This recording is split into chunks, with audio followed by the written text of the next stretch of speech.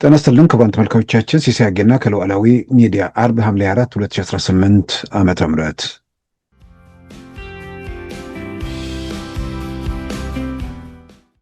ኣብ ልዕልቶም ትግራይ ከጥፍኡ ዝመጹ ዘለው ግና አገዛዝ ሙሉ ወታደራዊ ኃይሉን በትግራይ ደንበሮች አካባቢ በማሰባሰብ በቅርብ ርቀት ውስጥ በመገኘት ሁለንተናዊ ዝግጅቶችን አጠናቆ በትግራይ ህዝብ ላይ ወረራ ለመፈጸም እየሰራ መሆኑ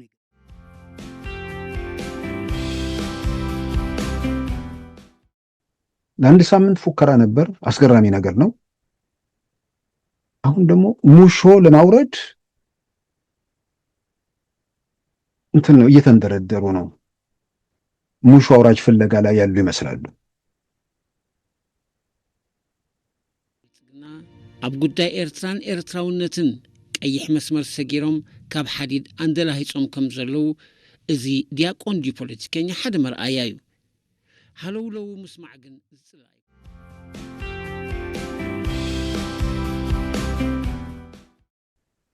የቆየ ዶክመንት ሳገላብጥ ልክ ኢትዮጵያ ውስጥ ለውጥ ሲመጣ 2010 ዓመተ ምህረት ከጊዮን መጽሔት ጋር ያደረጉትን ቃለ ምልልስ ማንበብ ብዙ ነገሮችን ይመልሳል ብዬ አምናለሁ። ጀነራል ተፈራ ማሞ ማለት ናቸው። ለአብነት ከደቡብ ወሎ ተንታና አካባቢው የማይተኩ ሀገራዊ ውድ ቅርሶችን ህወሓት የሎጂስቲክ ኃይሉን እግር በእግር እየተከተለ ያጋፈፈው ጀመር። ይሄን ነው ህዝቡ እኛን መውቀስ የጀመረው።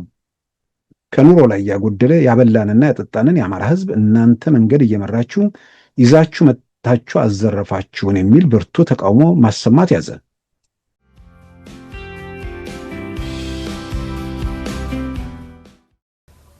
ልታስመታነ ነው እኮ ብለውታል። ሰዎች እያዘጋጀ ፋኖችን እየመጣ ገንዘብ ለነሱ ይስጥል ልታስመታነ ነው፣ ይሄን ችግር እየፈጠር ነው ብለው ፊት ለፊት ያቀርቡለት።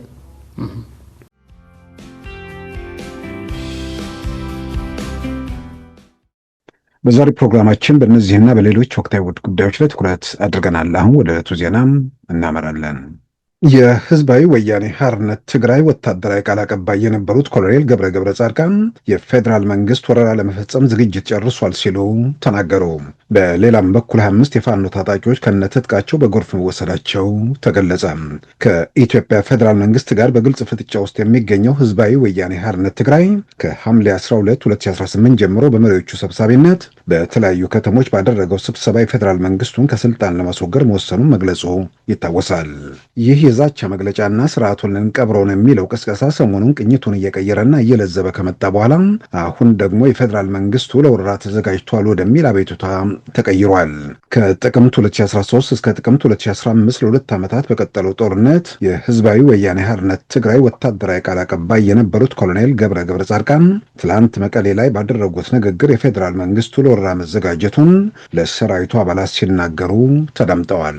አርሚ 22 ለተባሉት ታጣቂዎች ባቀረቡት ጥሪም ጠላቶቻችን ለወረራ ዝግጅታቸውን ስለጨረሱ የቀድሞ ጀግንነታቸውን አድሱ ማለታቸው ተመልክቷል። እምቢ ሉዓላውነትና ሕሊፍና አይንህብን ዝብል ዘኹርዕ ታሪክ ይዘለና እምቢ ሉዓላዊነታችን አሳልፈን አንሰጥም ነው እያልን ያለነው። የትግራይ ይህ በእንዲህ እንዳለም የኢትዮጵያ ሀገር መከላከያ ሰራዊት በአማራ ክልል በፋኖ ላይ እንዲሁም በኦሮሚያ ክልል በኦሮሞ ነጻነት ሰራዊት ሸኔ ላይ የጀመረውን ጸረ ሽምቅ ውጊያ አጠናክሮ መቀጠሉና ታጣቂዎቹን ከያሉበት ማጽዳት ላይ መሆኑን ገለጸ። በታጣቂዎቹ ላይ እርምጃ በመውሰድ በመማረክና የተዘረፉ ንብረቶችን በማስመለስ በቀጠለው በዚህ ዘመቻ በሽሽት ላይ የነበሩ የፋኖ ታጣቂዎች በጎርፍ ተወስደው ማለቃቸውን የመከላከያ ሚዲያ ትላንት ሐሙስ ሐምሌ 23 2018 ዘግቧል። የኢትዮጵያ የሀገር መከላከያ ሰራዊት በምስራቅ ጎጃም ዞን ጮቄ በተባለ ስፍራ ላይ የጀመረውን ዘመቻ ተከትሎ ከስፍራው የሸሹ 5 የፋኖ ታጣቂዎች ዝምብልና ተምጣ የሚባሉ ወንዞች መጋጠሚያ ላይ ከነመሳሪያቸው በጎርፍ መወሰዳቸው ነው የተገለጸው። ሉዓላዊ ሚዲያን ይደግፉ። ስራዎቻችንን ለብዙ እንድናደርስ ሰብስክራይብ፣ ሼር፣ ላይክ በማድረግ ሉዓላዊ ሚዲያን ያጠናክሩ። እውነትን እንዘግባለን፣ ኢትዮጵያዊነትን እናቀነቅናለን። መድረኩ ግን ለሁሉም አመለካከት ክፍት መሆኑን እናረጋግጣለን። ሉዓላዊ ሚዲያ።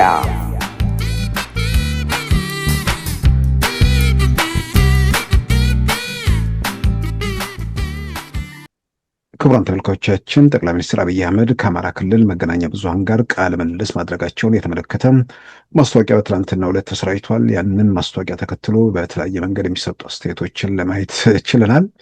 ምናልባትም አንዳንዴ ቃለ ምልልስ ወጥቶ እንኳን በዚህ ደረጃ ሪያክሽን አለው ወይ የሚል ነገር ነው። እርግጥም ቃለ ምልልሱ ማስታወቂያ በግሌም እንዳየው በራሴ ማህበራዊ ገጽ ፌስቡክ ላይ የጻፍኩት ነገር አለ። ብዙ ነገሮችን የሚገላልጥ እንደሚሆን ከማስታወቂያው መረዳት ይቻላል። ብዙ ዥንብሮች፣ ብዙ ብዥታዎች አሁንም አንዳንድ ሰዎች ካለ ያንን ለማጥራት በብዙ መንገድ ያግዛል። ስለዚህም ማስታወቂያውን አይተው የሆነ ቦታ ላይ በዛው በቋሚነት ለመቀጠል የሚፈልጉ ሰዎች የተመቸ አልመሰለኝም። ስለዚህ ድምፃቸውን ከፍ አድርገው በተለያየ መንገድ የተቃውሞ ከወዲሁም ደጋፊዎቻቸው ወይ ደግሞ እዛው መስመር ውስጥ ያለውን ሰው በእነሱ መንገድ ውስጥ ለማስገባት ያው ጥረት እያደረጉ ነው። ይሳካል አይሳካም እሱ ትርፍ ነገር ነው። ትልቁ ነገር ምናልባትም ከኢትዮጵያ መንግስት ጋር ሁሌም በቋሚነት ብዙዎቻችን የምናነሳው በእያንዳንዱ ጉዳይ ላይ መልስ መስጠት አያስፈልግም። በአንዳንድ ጉዳዮች ላይ የጠሩ ስዕሎችን አስቀምጦ መሄድ ሁልጊዜም አስፈላጊ ነው። ምናልባት እንግዲህ የአማራ ክልልና የፕሪቶሪያውን ስምምነት የሰኔ 15ቱን ግድያ እንዲሁም ሌሎች አጠቃላይ ኢትዮጵያ ውስጥ ካሉ ጉዳዮች ጋር የተያዙ ነገሮች በማስታወቂያው ላይ ተነስተዋል። በርካታ ጉዳዮች እንግዲህ በዛ ላይ ተነስተዋል። ምናልባት ይሄንን ማስታወቂያ ሲመጣ ግርግር በዋናነት የተፈጠረው ለምንድን ነው የሚለውን ነገር በተወሰነ ደረጃ ዝም ብሎ መገመት ይቻላል። አንዳንዱ መገመት ሳይሆን በአደባባይ ስለጻፉትም እሱን መሰረት አድርጎ አስተያየት መስጠትም ተገቢ ይመስለኛል። ምናልባትም ቃለ ምልልሱ ከተላለፈ በኋላ ሀሳብ መለዋወጥ ይቻላል። ግን ከቃለ ምልልሱ አሁን ቀጥታ ከቃለ ምልልሱ ጋር የተያዘ ነገር አይደለም። በቃለ ምልልሱ የሆነ ነገር ይወጣል ብለው ስጋት ስለገባቸው ወይ ደግሞ አዲስ ነገር እንደማይወጣ እርግጠኛ ነኝ።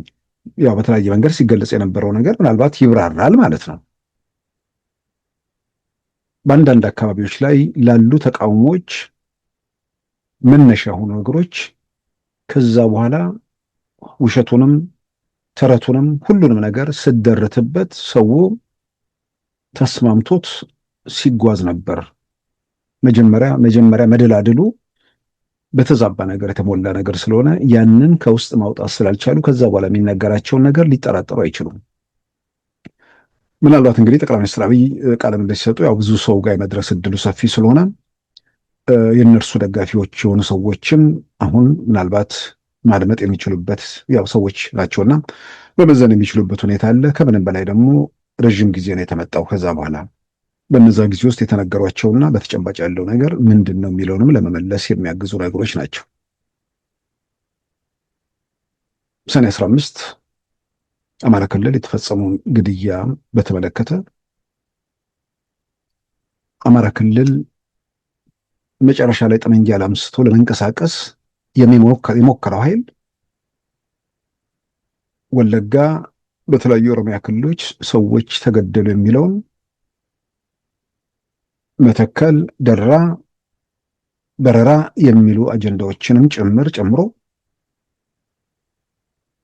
ከመነሻው ለመቃወም ከመነሻው በሆነ መንገድ በደከማ ምንድነው ታግሎ ስላልመጣ ወይ ደግሞ ጋራ ወጥቶ ወርዶ ስላልተገኘ በቀላሉ እንጥለዋለን የሚል እምነትም ስላደረባቸው፣ በነገራችን እነሱ ብቻ አይደሉም። ሸኔም እኮ ሁሌ የምናወራው ነገር ነው።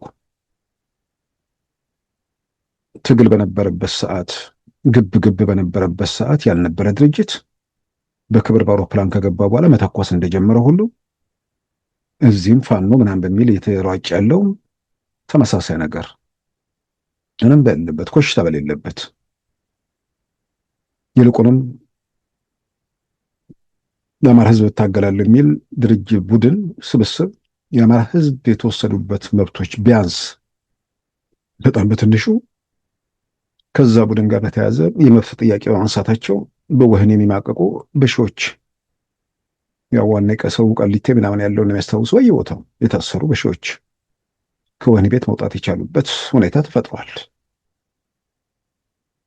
የደረሰባቸውን ሰቆቃ የደረሰባቸውን ግፍ ማንነትን መሰረት ያደረጉ ጥቃቶችን በአደባባይ በቪዲዮ በአማራ ክልል ቴሌቪዥን ጭምር ራሳቸው በዝርዝር የተናገሩት ነገር ነው። ያ ቡድን ወደ ስልጣን የመጣውን መንገድ በሚያዋክብበት ሰዓት አብረው የሚያዋክቡ ሰዎች ዓላማቸው ምንድን ነው የሚለውን የበለጠ ዛሬ ላይ ቆሞም መጠየቅ ያኔውንም መመርመር ቢቻል ብዙ ነገሮችን እንዳይወሳሰቡ ለማድረግ ያግዝ ነበር። የአማራ ክልል ላይ ከተፈጸመው ግድያ ጋር በተያያዘ ዝርዝር ነገር ውስጥ መግባት የሚያስፈልግም ነገር አይመስለኝም። በአደባባይ ብዙ ጥያቄዎች አንስተዋል። መንግስት በቀላል የመጣ ስለሆነ ሸኔ ጠመንጃ አንስቶ መተኮስ እንደጀመረው ሁሉ ይሄኛውም ደግሞ የአማራን ህዝብ አንደኛ የህወሓት አገዛዝ በመወገዱ ደስተኛ የሆነ ማህበረሰብ ነው። የመጣው ለውጥ ጋር ደግሞ የተጣጣመ ነው። የመጣውን ለውጥ በደንብ ደግፎታል። ድጋፉንም በአደባባይ በተለያየ መንገድ አረጋግጧል። ከዚህ ሁኔታ ውስጥ ይህንን ማህበረሰብ ማውጣት የመጀመሪያው አስፈላጊ ነገር ነው። ስለዚህ በኦሮሚያ አካባቢ ያሉ ጭፍጨፋዎች ምናልባትም ዛሬ ላይ ቢዛሞ ምናምን የሚል ፋኖ ወለጋ ውስጥ መደራጀቱን ስናይ ፋኖና ሸኔ ሙሽ ገዳይም ምሽ አውራጅም ከመነሻው ጀምሮ ግንኙነት ነበራቸው የሚለውን በደንብ መፍተሽ ያስፈልጋል። ዛሬ ላይ የፈጠሩት ትብብር ገዳይና ሙሽ አውራጅ ዛሬ ላይ እንዴት ድንገት ግንኙነት ይፈጠራል?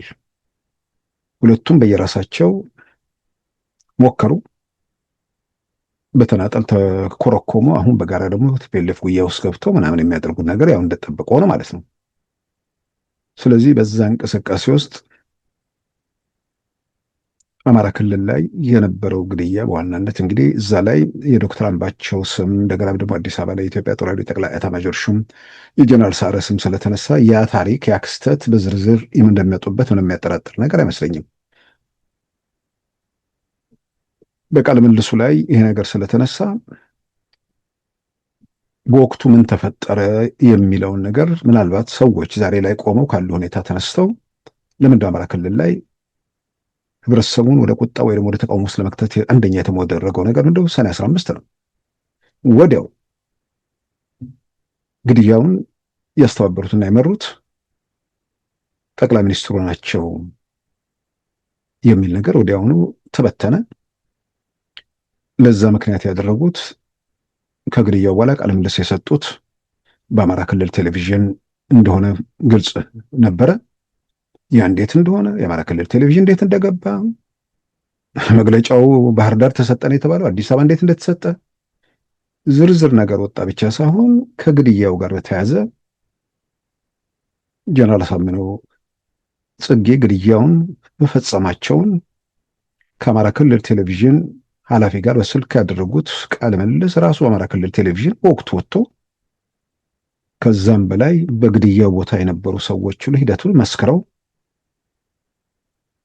ከማንም በላይ ደግሞ ዛሬ ለፋኖ እና ማለት በተቃውሞ ስላሉ ሰዎች የሚታመኑት ከእነርሱ ጋር አሁንም ያሉት ጀነራል ተፈራ ማሞ በአደባባይ ጀነራል አሳምነው በፌስቡክ ሙቀት መወሰዳቸውን የፌስቡክ አርበኛ መሆናቸውን በአደባባይ በቪዲዮ ቃለ ምልልስ ሰጥተው እሱ ተሰራጭቶ የዛን ጊዜ የአማራ ብሔርተኛ እንዴት እንደወገራቸው በቃላት ማለት በስድብ በምናምን ብዙ የሚያስታውሰው ነው። ያ ቪዲዮ ከወጣ በኋላ ጤነኛ የሆነ ሰው አንደኛ እዛ ጋር መድረስም አያስፈልግም። ዝም ብሎ ሂደቶቹ ማንም ሰው ገምግሞ ሌላው ቀርቶ የወጣውንም በምንድን ነው የስልክ ውይይቱን ሁሉ አይቶ ከምንም በላይ ደግሞ በወቅቱ ምክትል ጠቅላይ ሚኒስትር የነበሩት አቶ ደመቀ መኮንን አዲስ አበባ ላይ ከሁለት ቀናት በፊት ከግድያው በፊት ስለነበረ ስብሰባ እዛ ላይ የሚሰጧቸው ምስክርነት ሁሉን ነገር ሰዎች መዝነው ምን ሆነ ምን ተፈጸመ የሚለውን ነገር በዝርዝር ለመረዳት ከባድ አልነበረም። ግን ለመተኮስ የስልጣን ጥያቄ ያንን በብሔረሰብ ወይ ደግሞ በማንነት አጀንዳ ዙሪያ ጠቅልሎ የያዘ ኃይል የሆነ መንገድ ጀምረዋል። ባጭር እናሳካለን አሉ። ባጭር ለማሳካት እንቅፋት ነው የሚውሉትን ሰው ማስወገድ ነበረባቸው። አስወገዱ። ግን ያስወገዱበት መንገድ ምናልባት ከጠበቁት ውጭ ስለሆነ ያ ደግሞ አንድነቱን ይበትናል ብለው ስለታመነ የዚህ አካባቢ ሰው እዚህን ገደለ እንዳይባል ሌላ ሰው ፍለጋ ውስጥ ተገባ። በኋላ ግን ባለቤቶቹ ሂደት ውስጥ ተዋናይ የሆኑት ማለት በግድያው ተባባሪ ናቸው እያልኩ አይደለም፣ የዛን ጊዜ ጸጥታ ኃላፊ ነበሩ። ስለዛ ለአንድ ለቲፒኤልኤፍ ለአማራ ብሔርተኛ የቲፒኤልኤፍ ወዳጅ ለሆነ ሰው ከሱ ጋር ያደረጉት ቃለ ምልልስ ነው።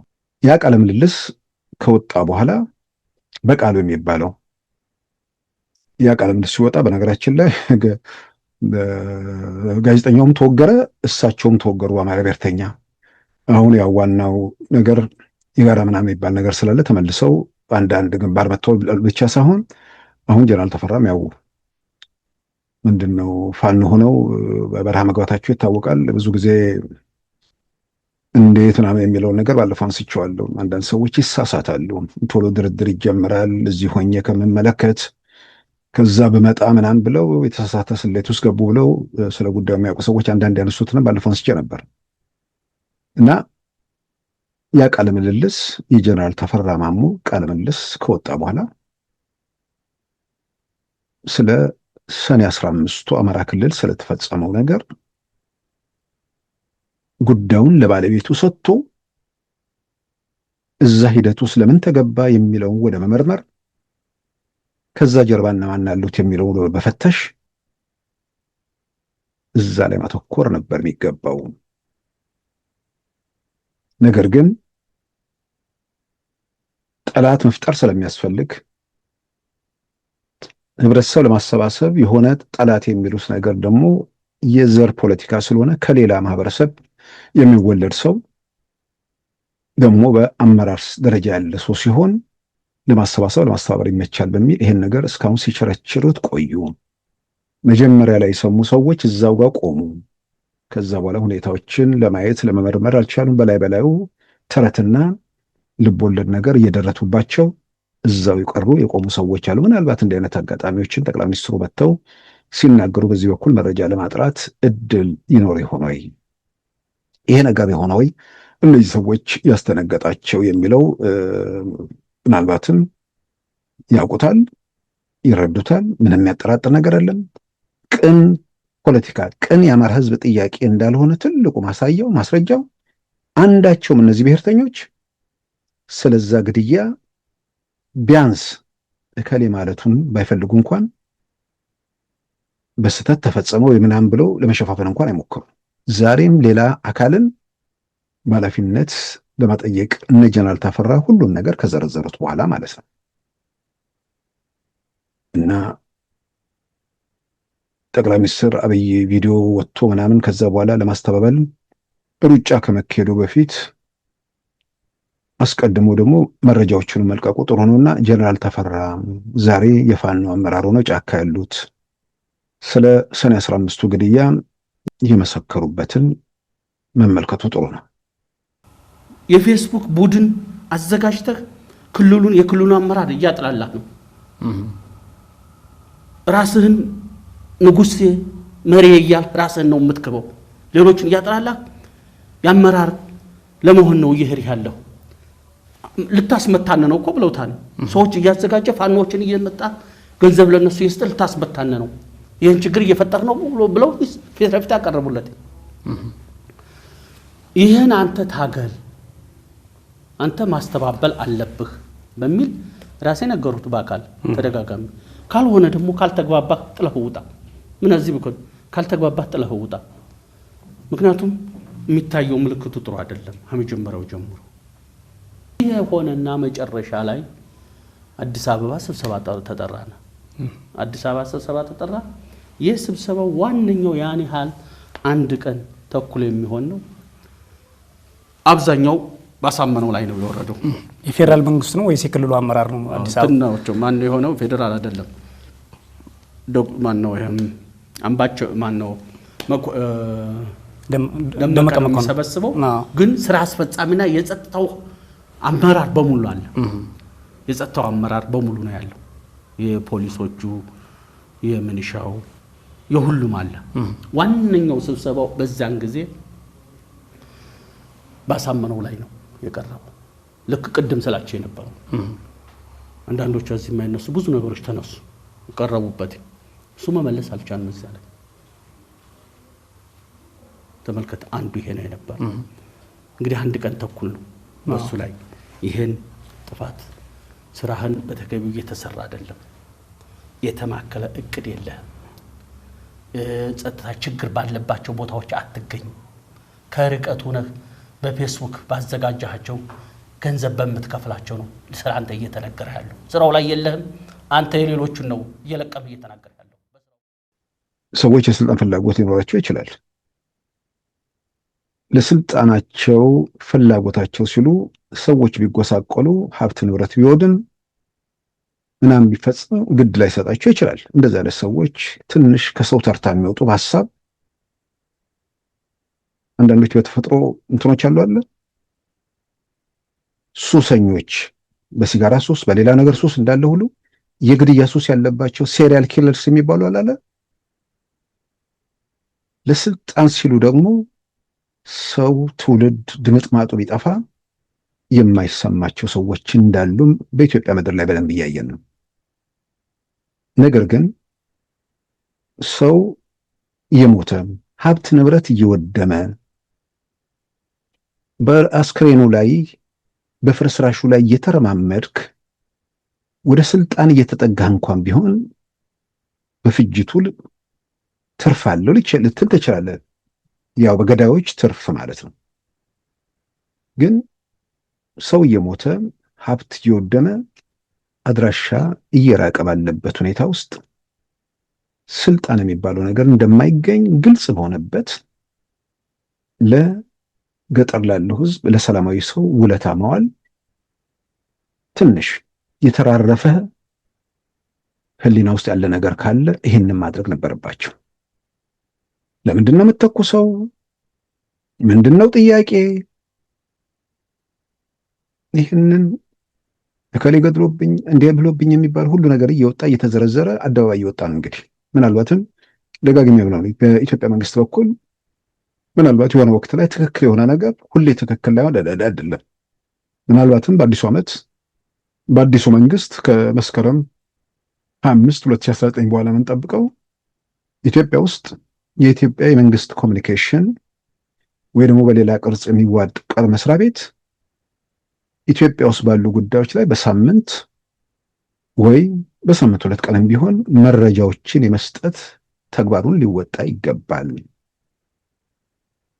መስሪያ ቤቱ ላይ ያሉት ኃላፊዎች ወይ ምናምን ሰዎች ችግር ነው ብዬ በግሌ አላምንም። ችግር ቢሆን የቀደመው ችግር ይኖርበታል፣ ከዛ በኋላ የመጣው ችግሩን ያስተካክላል ይባላል። የተቋሙ ችግር አይመስለኝም። መንግስት እንደ መንግስት ውሳኔ ወስኖበት እየሄደበት ያለበት መንገድ ነው። ስለዚህ የሚጠቅም ነገር አይመስለኝም። ብዙ ዥንበር ሀገር ውስጥ ለመነዛቱ የመንግስት ዝምታ በብዙ መንገድ አግዟል። እያንዳንዱ ነገር መልስ እኮ ላይሰጥበት ይችላል። እየተመረመረ ነው ምናምን ይባላል። እስኪመረመር አንዳንድ ነገር እንትን እስኪል ግን ምን እየተካሄደ ነው በኢትዮጵያ ውስጥ?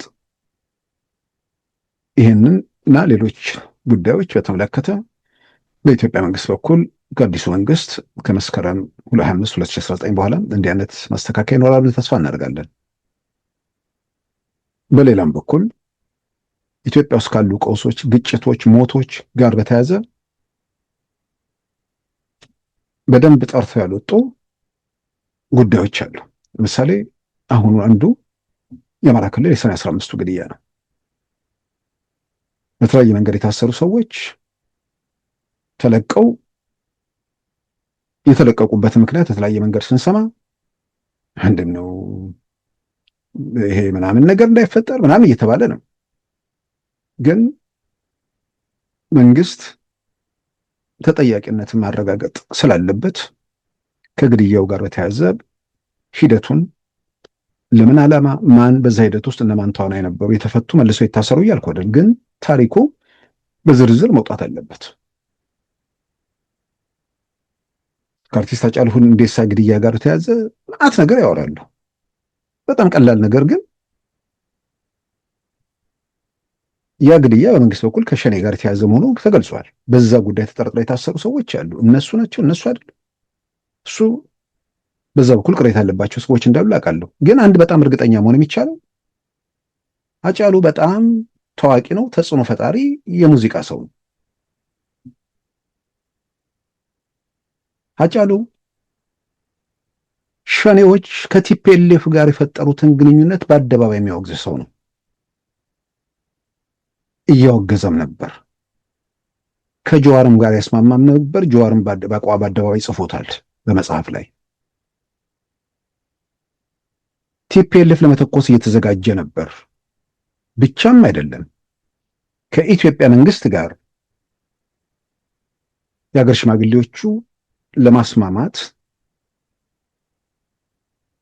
መቀሌም ሄደው አዲስ አበባ መጥተው መጨረሻ ላይ ንግግርን አዲስ አበባ ሸራተን ሆቴል ቀን ከተቆረጠ በኋላ ይገኛሉ ተብሎ ሲጠበቅ አዲስ አበባ ያሉት አምባሳደር አዲስ ዓለም ባሌማ ደወሉልኝ ይላል አትሌት ኃይሌ ገብረስላሴ። ስብሰባው እንደማይገኙ ደነገጥኩኝ ይላል። ምክንያት እኛ ብቻ ሳንሆን የኦሮሞ ድርጅቶችም ይገኙበት፣ በዛ የተነሳ ተስተጓጎለ። ቁም ነገር እሱ አይደለም። ኃይሌ እዛ ጋር የሚያወራው ነገር አለ። ከተወሰነ ጊዜ ቀን በኋላ ሃጫሉ ተገደለና ሁሉ ነገር እንትን አለ።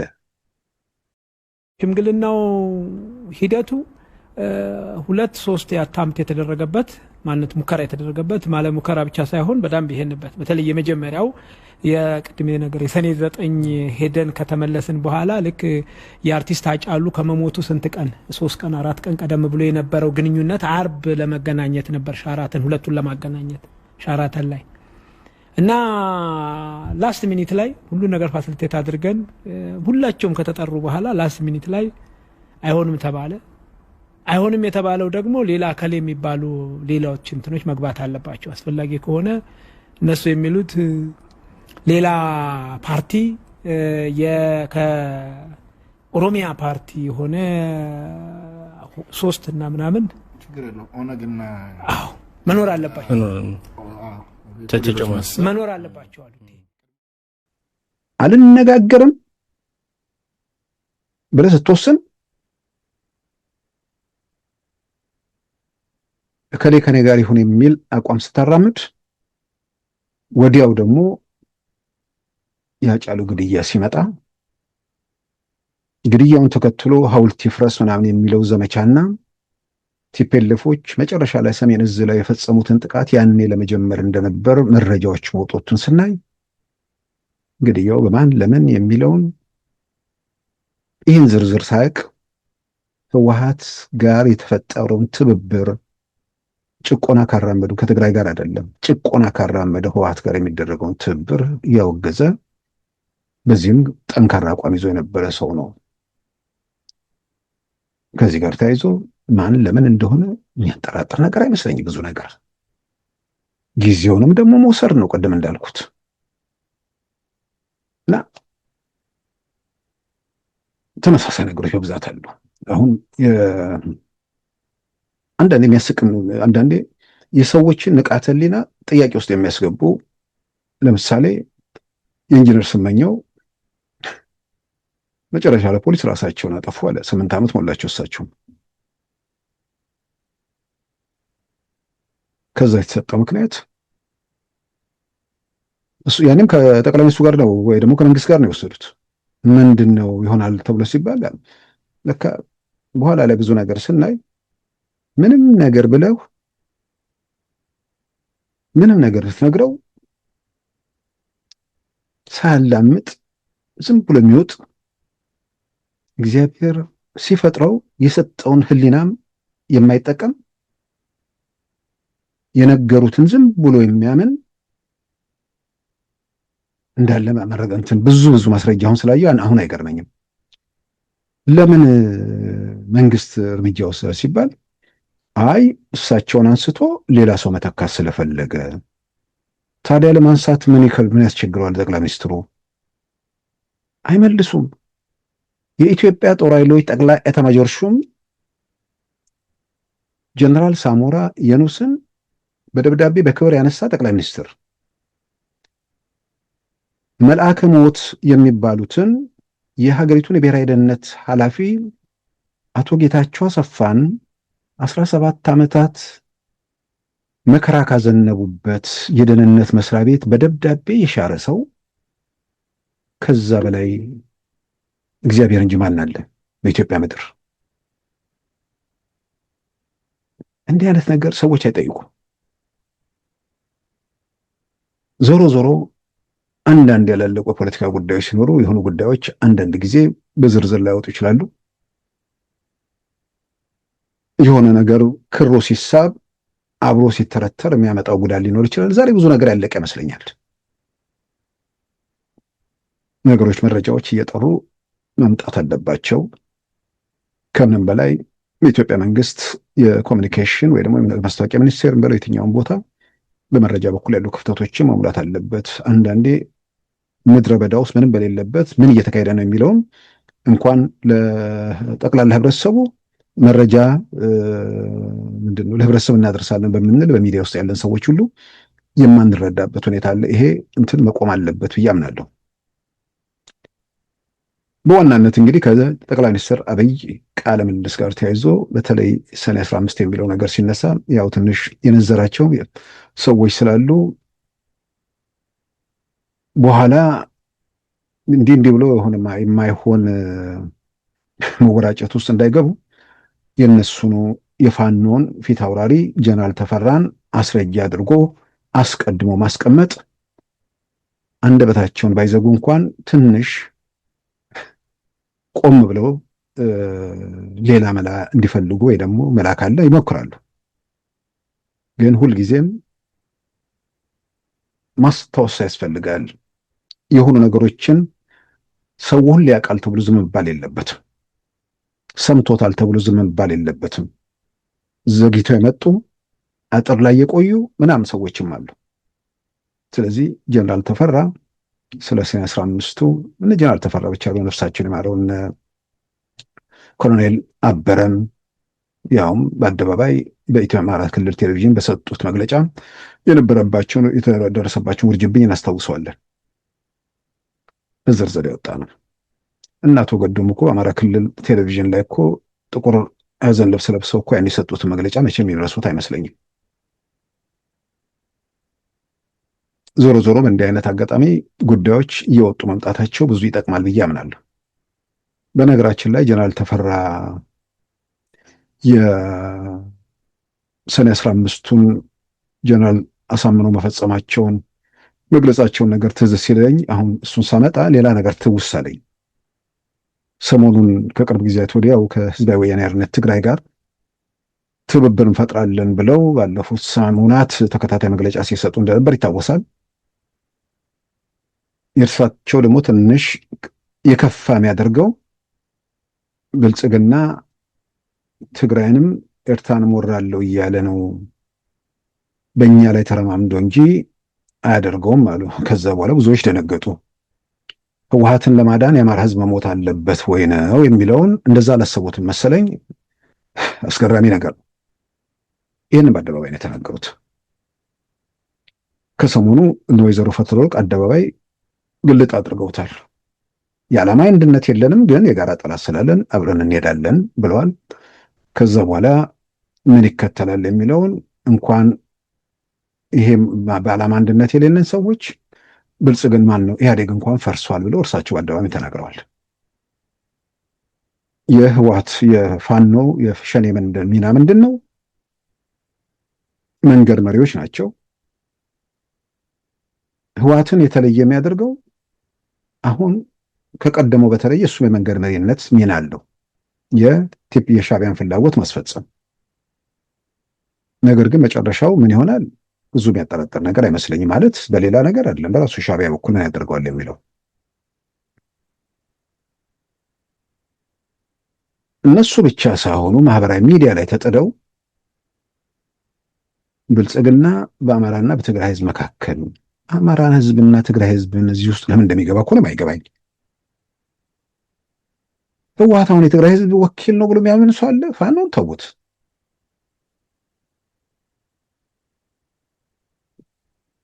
ህወሓት ከዳር እስከ ዳር ህዝቡን ያንቀሳቀሰ ስለሆነ ወኪል ነው አይደለም የሚለው በፊት ያከራክር ነበር። ግን በማናቸውም ሁኔታ የትኛውም ቡድን የሆነ ህዝብ ወኪል ሆኖ አያውቅም።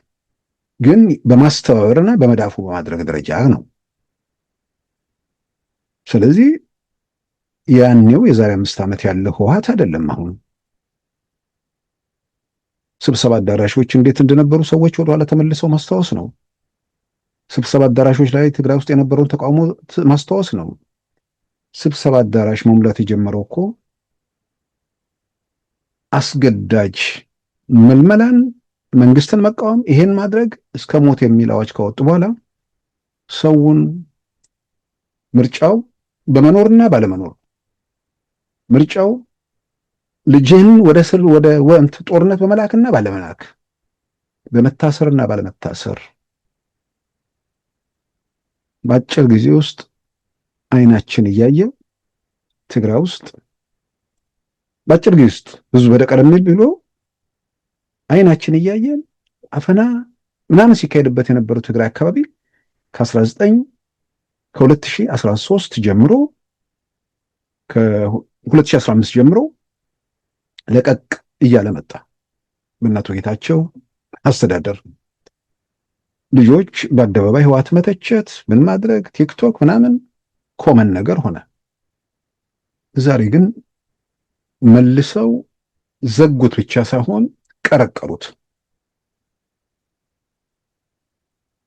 እና በዚህም የተነሳ የትግራይ ሰዎች ወጣቶቹ ልጆቹ የት ነው ያሉት? ህብረተሰቡ ምን እያለ ነው? በግድ ምናምን ከሚያወጡት ውጭ። ስለዚህ አሁን የትግራይ ህዝብ የአማራ ህዝብ የሚባል ነገር የለም እዚህ ውስጥ።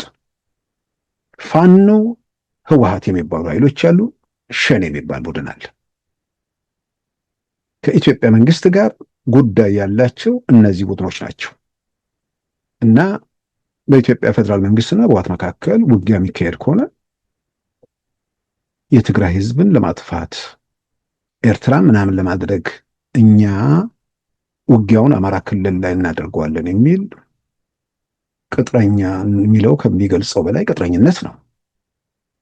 ላንተ የስልጣን ፍላጎት እዛ አካባቢ ያለው ሰው መሞት አለበት የሚል ጭካኔም ነው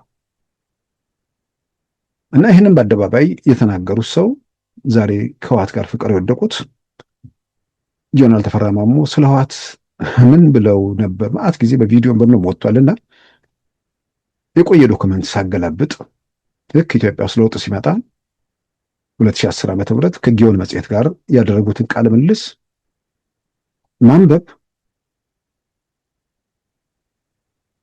ብዙ ነገሮችን ይመልሳል ብዬ አምናለሁ። ህወሓት ከሚባል ኃይል ጋር እንኳን ስልጣን ለቆ ወደ ፍርስራሽነት እየተቀየረ ያለ ቡድን እንደምንም ብለህ ቀብሩን ለማፋጠን የራስን አስተዋጽኦ ታደርጋለህ እንጂ ከዚህ ቡድን ጋር ትሰለፋለህ? ቃል በቃል አንብበው ጊዮን መጽሔቱ ማለት ነው። ህወሓት በጦርነቱ ወቅትና ስልጣን ከያዘ በኋላ ከተለያዩ ክልሎች ብዙ ንብረቶችን ወደ ትግራይ ያሸሽ ነበር የሚሉ አሉ። እርስዎ በቦታው የነበሩ ባለ ታሪክ ነዎትና በዚህ ጉዳይ ላይ አስተያየቶ ምንድን ነው? ብርጋዴር ጀነራል ተፈራ መጀመሪያ በትግሉ ወቅት ከገጠር ወደ ከተማ ስትገባ የተገኘን ንብረት የመዝረፍ ባህል በህወሓት ብቻ ሳይሆን በኢህድንም በኢህአፓም በሁሉም ነበር። ደርግም ሶሻሊዝም በሚል ሰበብ የህዝብን ንብረት አግዶና ወርሶ ስለነበር ኩነቱ ለዘረፋ ይመቻል። በዚያን ወቅት የትኛውንም ከተማ ገብተህ ከህብረት ሱቅ ጀምረ አቅም የቻለውን ይዘኸው ብትሄድ እንደ ስተት አይታይም።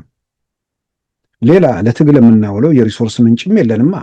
ነገር ግን ኩነቱ አደገኛና ውስብስብ እየሆነ የመጣው በ1982 ዓ.ም ኢህአዴግ ከተመሰረተ በኋላ ሰሜን ወሎ፣ ደቡብ ወሎና ደቡብ ጎንደር እንዲሁም በመላ ኢትዮጵያ እየተገባ ዘረፋ ሲፈጸም ነው። ይኸውም ህወሓት በጋራ ከተቆጣጠርነው የአማራ ክልል ጄኔሬተሮች፣ የህክምና መሳሪያዎች፣ ህዝቡ በጋራ የሚጠቀምባቸውን ትላልቅ ማሽኖችና መጋዘኖችን ሙጥጥ እያደረገ ወደ ትግራይ ማጋዝ የትግሉ አካል አደረገው። ለአብነት ከደቡብ ወሎ ተንታና አካባቢው የማይተኩ ሀገራዊ ውድ ቅርሶችን ህወሓት የሎጂስቲክ ኃይሉን እግር በእግር እየተከተለ ያጋፈፈው ጀመር። ይሄኔ ነው ህዝቡ እኛን መውቀስ የጀመረው። ከኑሮ ላይ ያጎደለ ያበላንና ያጠጣንን የአማራ ህዝብ እናንተ መንገድ እየመራችሁ ይዛችሁ መታችሁ አዘረፋችሁን የሚል ብርቱ ተቃውሞ ማሰማት ያዘ። ከፖለቲካ አመራር ውጭ ያለነው አዛዦችና ብዙሃኑ ታጋዮች ዝም ብለን እጃችንን አጣጥፈን አልተቀመጥንም። አንዳንድ ቦታ ላይ ዝርፊያውን ለማስቆም ለምን ትወስዳላችሁ እያልን ጠመንጃ እስከ ማቀባበል ደርሰን ነበር። ድርጊቱ እየተባባሰ ሲሄድ የከተማ ነዋሪዎች አመፅ አደረጉ። ለዚህ ግንባር ቀደም የየጁ ዋና ከተማ የሰሜን ወሎዋ ወልዲያ ነበረች። በከተማዋ ድብልቅልቅ ያለ አመፅ ተደረገ። ከተማችንን ለቃችሁ ውጡልን እያሉ ፈጥርቀው ያዙ። ደብረ ታቦርና ማርቆስም ሲደግሙት ስብሰባ ተደርጎም የኢህዴን አመራሮች ህዝቡን ወደ ማረጋጋት ዞሩ እያሉ ይቀጥላሉ። ጀነራል ተፈራ ማሞ ማለት ናቸው። ህወሓት ወደ ስልጣን ከመምጣቱ በፊት አብረው በኢህዴንነት ከነሱ ጋር ሲሳተፉ አማራ ክልል ሲገቡ የአማራ ክልል ጄኔሬተርና የሕክምና ቁሳቁሶችን ጭምር እየዘረፉ ይወስዱ ነበር። እነርሱ ከነዚህ ጋር አብረው እየታገሉ እናንተ መንገድ እየመራችሁ አዘረፋችሁን አለን የአማራ ህዝብ። ሰው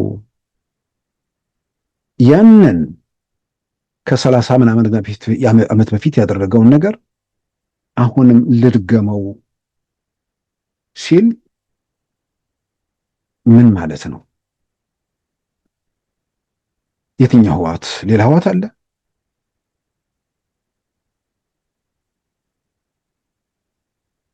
ህዝብ ነፃ አወጣለሁ የሚል ከፊቱ ኢትዮጵያ የሚል ነገር ይዞ የኢትዮጵያ ህዝቦች አብዮታዊ ዴሞክራሲያዊ ግንባር ያዘ ያለ ቡድን ገብቶ ከክልሎች ዘረፋ እየፈጸመ ወደ አንድ አካባቢ ሲወስድ፣ በነገራችን ላይ እየዘረፈ ያለውን ነገር መጨረሻ ላይ የፓርቲ ሀብት እንደሆነ ግልጽ ሆኗል። ይህንን የሚያደርግ ቡድን በህዝብ ትግል እርሳቸውም ጭምር የታሰሩበት ትግል ተደርጎ ከቤተ መንግስት ከለቀቀ በኋላ ከስልጣን ከተወገደ በኋላ ራሱ እዚህ ቡድን ውስጥ ያሉ ለትግራይ ህዝብም መከራ ነው ብለው ደምድመውበት መሳሪያ ካነሱበት በኋላ ይህንን የተሰባበረ ትርፍራፊ ኃይል አክራሪ ኃይል ለማትረፍ ተረማመዱብኝ የሚል ጥሪ የጤንነት ነው? ሰዎች የባሰ ነገር ምኖርብን ይዝረፉን፣ ይረማመዱብኝ፣ ይፈንክቱኝ ምናምን ማለት ይቻላል። የአማራ ህዝብ ቲፒኤልኤፍ በመሄዱ ያጣው ብልጽግና በመምጣቱ የተወሰደበት ምንድን ነው? ሰዎች የስልጣን ጥያቄ ይኖራቸዋል። ግለሰቦች ማለት ነገር ከግል ጋር የተያዙ ማለት ነገሮች ይኖራሉ። ግን እንደ ህዝብ በማናቸውም መመዘኛ የአማራ ህዝብ ነፃ ወጥቷል። በማናቸውም መመዘኛ የኦሮሞ ህዝብ ነፃ ወጥቷል። የደቡብ ህዝብ ነፃ ወጥቷል። በየትኛውም ኢትዮጵያ ክልል ያለው ህዝብ ነፃ ወጥቷል። ሰዎች ይረሱታል እንዴ? ሀገሩ በሆነ ሰዎች እኮ ቁጥጥር ስር ነበር። ሰው ለምን እንደሚረሳው ሀገሪቱ ኢኮኖሚ፣ ሀገሪቱ ጸጥታ፣ ሁሉ ነገር በመጨረሻው ምዕራፍ ራሱ የጋምቤላ እርሻ መሬቶች ጉዳይ፣ የኢትዮጵያ ልማት ባንክ ካዝና የተገለበጠበት ታሪክ፣ ይሄ ቡድን ወደ ስልጣን ሲመጣ መንገድ ላይ ይዘርፍ ነበር። ስልጣን ላይ ሲዘርፍ ኖረ። ስልጣን ሲለቅም እየዘረፈ ስልጣን ለቀቀ። አልተጸጸተም። መልሶ ቤተ መንግስት ለመግባት በ2013 ጦርነት ከለኮሰ በኋላ እንደገና ወደ አማራ ክልል ሲገባ ዘረፋ አልፈጸመም። ሌላ ቀርቶ የቤተ ክርስቲያን መኪና ተወስዶ የነ ብፁዕ አቡነ ኤርሚያስ መኪና አሁን ጀነራል ታደሰ ስልጣን ከያዙ በኋላ በልመና በምናምን ላይ ተመለሰው። የኮምቦልቻ ባንክ እንዳለ ተገልብጦ እነ ጀነራል ወዲም ቤቴ እንደወሰዱት እነ ጀነራል እነ አቶ ጌታቸው ረዳ አላጋለጡም?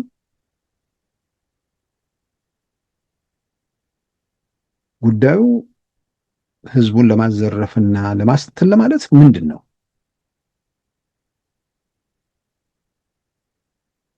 ደግሞ እኮ ግድ የለም አንዳንዶች እንደ ድሮ ሁሉንም ነገር ቦታውን እነሱ ስለማይዙት የሆነ ቦታ ላይ ይወረውሩናል፣ ስልጣን ይኖረናል ብለው አስበው ሊሆን ይችላል። ሰው በዚህ ደረጃ ራሱ ማዋረዱ እንደተጠበቀ ሆኖ ማለት ነው። ግን እንዴት አድርገው ስልጣን ይይዛሉ ነው እኮ። ሰማይን መቧጠጥ ይቻላል? እንዴት ተደርጎ? ቤት ተደርጎ? በምትሃት ነው? በአስማት ነው? እናንተ መንገድ እንመራለን ስትሉ እነሱ አሁን ከፉከራ ወደ እንትን እያሉ ነው። ለአንድ ሳምንት ፉከራ ነበር፣ አስገራሚ ነገር ነው። አሁን ደግሞ ሙሾ ለማውረድ እንትን ነው፣ እየተንደረደሩ ነው።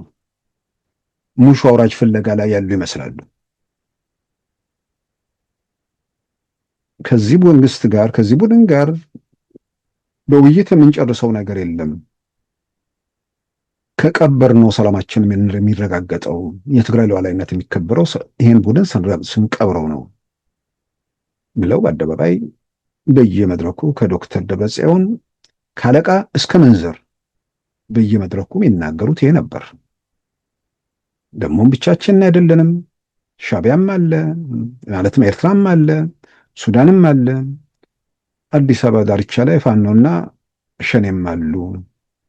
ተረት ይችሉበታል መቼም። አዲስ አበባ ዳርቻ ላይ ፋኖና ሸኔ የቱ እንዳሉ ምናልባት አዲስ አበባ አካባቢ ያሉ ሰዎች እንጦጦ ላይ ናቸው፣ ወጨጫ ላይ ናቸው። ያው ህወሓት እዛ መቀሌ ያሉ ደጋፊዎቹን ለመተኮስ የተዘጋጁትን የሚያሰልፏቸውን ልጆች ለማጽናናት እንደሚያደርጉት የሚያጠራጥር ነገር አይደለም። እና አንድ ሳምንት ከሐምሌ 11 ጀምሮ ከሐምሌ 12 ጀምሮ እንቀብራለን ነበር። አሁን እያለሰለሱት ተዘጋጅተናል ምናምን አይነት ነገር ውስጥ ገቡና ትላንት ደግሞ እኛ ኮሜዲያኑ ቃል አቀባይ ጀነራል ገብረ ጻድቃን የሆነ አርሚ 22 የተባለ ታጣቂ ለሱ በተዘጋጀ መድረክ ላይ ጠላቶቻችን በሁሉም አቅጣጫ ከበውናል፣ ሊያጠፉን ተዘጋጅተዋል፣ ስለዚህ ራሳችንን እንከላከላለን ወደሚል ነገር ሄደ። ኣብ ልዕልቶም ትግራይ ከጥፍኡ ዝመፁ ዘለዉ የብልጽግና አገዛዝ ሙሉ ወታደራዊ ኃይሉን በትግራይ ድንበሮች አካባቢ በማሰባሰብ በቅርብ ርቀት ውስጥ በመገኘት ሁለንተናዊ ዝግጅቶችን አጠናቆ በትግራይ ህዝብ ላይ ወረራ ለመፈጸም እየሰራ መሆኑን የገለጹት ታጋይ ገብረ ዓዴት ይህንን ለመመከት የትግራይ ሰራዊት በቀድሞ ጦርነት ያሳየው ጀግንነትና ተጋድሎም አሁን እየተደቀነ ያለው አዲስ አደጋም በተመሳሳይ ሁኔታ እንደሚመከት ጥርጥር የለኝም ብለዋል። በአንድ ሳምንት ውስጥ እንዴት ነው ከአንድ ጫፍ ወደ ሌላ ጫፍ የሚካሄደው? የኢትዮጵያ መከላከያ ሰራዊት ከቦናል ከተባለ የካቲት ጀምሮ ነው። እናጠፋቸዋለን የተባለው ሐምሌ 12 ጀምሮ ነው። አሁን በ10 ቀን ባልሞላ ጊዜ ውስጥ ከቦናል የሚለው ነገር ራሱ ከቀደመው መግለጫቸው ጋር ይጋጫል። አልከበቧቸውም እያልኩ እየተከራከርኩ አይደለም። ቢከቧቸውም ተገቢ ነው ብዬ ማመን ሰው ነኝ። ህግ የግድ መከበር ስላለበት ማለት ነው። ህዝቡም እፎይ ማለት አለበት። የሆነ አጣብቂኝ ውስጥ መቀመጥ የለበትም። ሌላውም ህዝብ ደግሞ ተመሳሳይ ነገር ውስጥ እየዳከረ መኖር የለበትም። ህወሓት የሚባል ቡድን 50 ምናምን ዓመት የሀገር መከራ ሆኖ እንዴት ይቀጥላል? የሆነ ቦታ ላይ የሆነ ምዕራፍ ላይ መዘጋት አለበት። ምዕራፉ ሲዘጋ በንጹሃን በሰላማዊ ሰዎች ላይ በሀገር ላይ ምናምን ጉዳቱን በቀነሰ መንገድ መውጫ መንገድ ያስፈልጋል። ሁሌ በግሌ የማምነው ትልቁ መውጫውና አቋራጩ መንገድ ሰላም ነው። በውይይት ችግሮችን መፍታት ነው። በትግራይና በፌዴራል መንግስት መካከል ያለው ትልቁ ውል የፕሪቶሪያ ሰላም ስምምነት ነው። እሱን መፈጸም፣ ወደዛ ጠረጴዛ ዙሪያ ለመሄድ የመጀመሪያው በዛ የተቋቋመውን ያፈረሱትን መንግስት መመለስ ነው። እንደምንረዳው እንደሚገባኝ ያንን መንግስት እስካለመለሱ ድረስ በየትኛውም ጊዜና ሁኔታ ውስጥ ወደ ጦርነት የመገባቱ ዕድል በጣም በጣም ሰፊ ነው። ምናልባት ዝግጅቱ ድንበር ይሻገራል ወይስ የውስጥ ጉዳይ ሆኖ ይጠናቀቃል የሚለው እሱ ጊዜውን ይወስነዋል። ራቅ ብሎ የሚሄድ ከሆነ ትግራይ ውስጥ ለሚፈጠር ነገር የኢትዮጵያ ሀገር መከላከያ ጸጥታውን ምናምን የማስከበር እንትን ያስከብራል። ነገር ግን ደግሞ የውስጥ አስተዳደር ምናምን የሚባለውን ነገር የትግራይ የሰላምና የለውጥ ምክር ቤት ራሱ ተዘጋጅቷል። ከዛም አልፎ ጸጥታውን ደግሞ ሙሉ በሙሉ ትግራይ ውስጥ መረከብ የሚችል የትግራይ የሰላም ኃይል አለ። ለምንድን ነው ወደ እርምጃ የኢትዮጵያ መንግስት ቶሎ የማይገባው የሚለው ነገር ሲመጣ ራሱ ጀነራል ጻድቃንም ባለፈው ያነሱት ነገር አለ። በእናንተም በኩል ያለውን ጨርሱ ተብለናል የሚል ነገር አንስተዋል። ጨርሱ ማለት እዛ ሄዶ እንደገና የፖለቲካ አመራሩን የሚይዘው አስተዳደሩን የሚረከብ አካል ውዝግብ ውስጥ ሳይገባ እዚሁ ጣጣቸውን ጨርሰው ከዛ በኋላ መደላድል ፈጥረው ለሚቀጥለው ለምርጫ ምናምን ራሳቸው ማዘጋጀት ማለት ነው። ጉዳዩ ሰፍቶ የሚሄድ ከሆነ ድንበር የሚሻገር ከሆነ ጉዳዩ ስርዓት የመጣል ወይ ደግሞ ስርዓት የመለወጥ ብቻ ሳይሆን እዛ ጋር የሚፈጠሩን ክፍተት ደግሞ አንተው ጫንቃ ላይ የሚያርፍ ነገር ነው።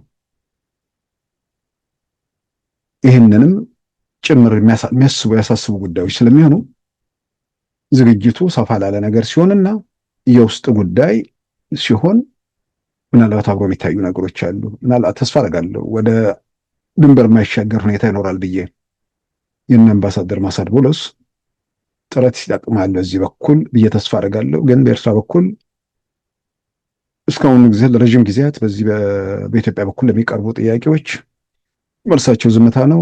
አሁን በሚዲያ ጭምር በቴሌቪዥናቸው ጭምር ምላሽ እየሰጡ ነው። ምላሻቸው የኢትዮጵያን መንግስት ጥያቄ ወይ ደግሞ የኢትዮጵያ በኩል የሚቀርበው ጥያቄ በደንብ ያጤና አይመስለኝም።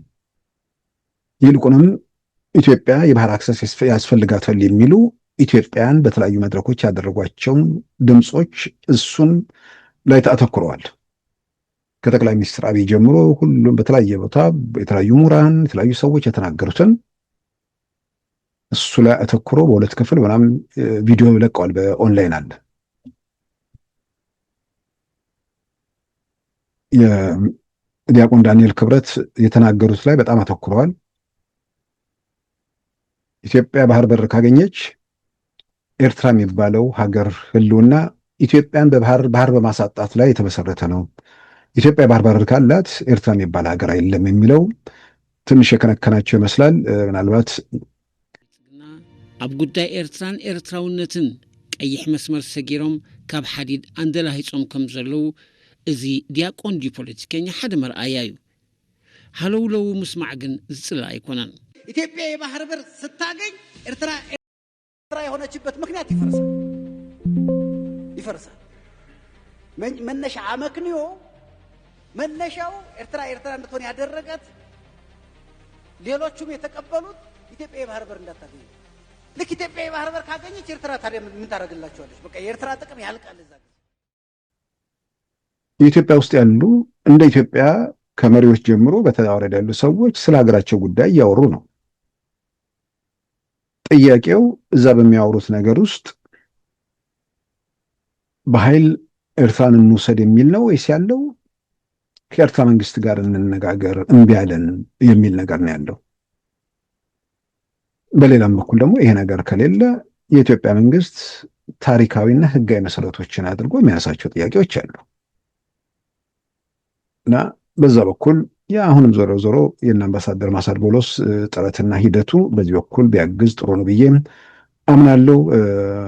ሁኔታው ሎካል ሆኖ ቢያበቃ ሎካልም ማለትም የውስጥ ጉዳይም ሆኖ ከምንም በላይ ደግሞ ለመናገር በኮሽታ ውስጥም እንቅልፍ የሚያጡ ሰዎች ይኖራሉ፣ ህመምተኞችም ምንም እንኳን ጦርነት ማለት ነው።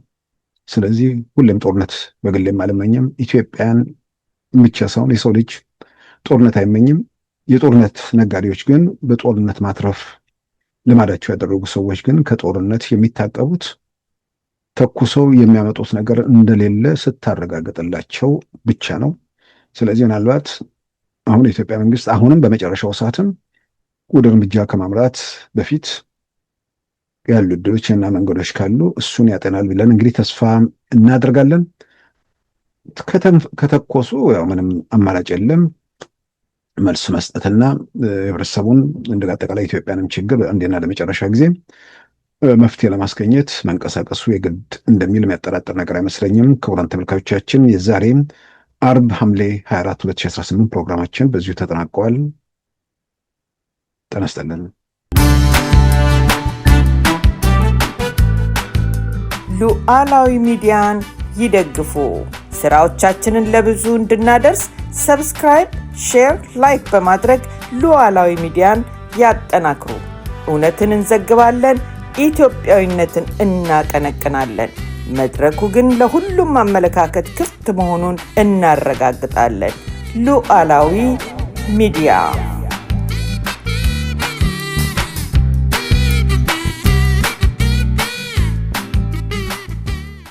የዛሬ አርብ ሐምሌ 24 2018 ፕሮግራማችን በዚሁ ተጠናቋል። ጤና ይስጥልን።